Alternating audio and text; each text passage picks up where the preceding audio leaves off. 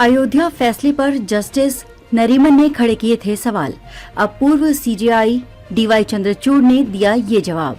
Ayodhya case के फैसले पर जस्टिस रोहिंग्टन नरीमन द्वारा उठाए गए सवालों का पूर्व सीजेआई डीवाई चंद्रचूड़ ने जवाब दिया है।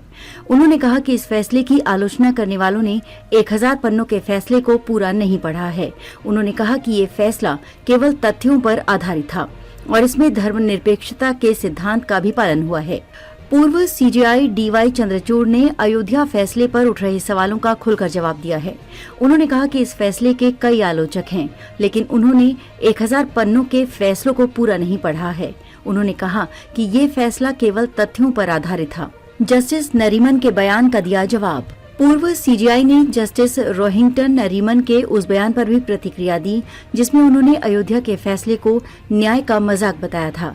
पूर्व सीजेआई डीवाई चंद्रचूड़ ने कहा कि फैसला सबूतों के विस्तृत विश्लेषण पर आधारित था और अब इस पर कुछ और दावा करना तथ्यात्मक रूप से सही नहीं होगा। डीवाई चंद्रचूड़ टाइम्स नेटवर्क के कॉन्क्लेव में बोल रहे थे, जहां उन्होंने ये बातें रखी। जस्टिस नरीमन की टिप्पणियों पर क्या कहा?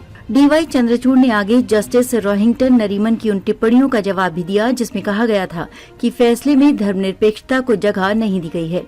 चंद्रचूड़ ने कहा कि मैं इस फैसले का एक पक्ष था और अब इसकी आलोचना करना या पक्ष लेना मेरा काम नहीं है। अब ये फैसला सार्वजनिक संपत्ति है और इस पर दूसरे ही बात करेंगे। न्यायमूर्ति नरीमन के बयान का जवाब देते हुए डीवाई चंद्रचूड़ ने कहा कि वो एक स्वतंत्र देश के नागरिक हैं और उनकी आलोचना इस बात का समर्थन करती है कि धर्मनिरपेक्षता के सिद्धांत भारत में जीवित हैं, क्योंकि धर्मनिरपेक्षता के महत्वपूर्ण सिद्धांतों में से एक अंतरात्मा की स्वतंत्रता है। हम फैसले के हर शब्द पर अडिग।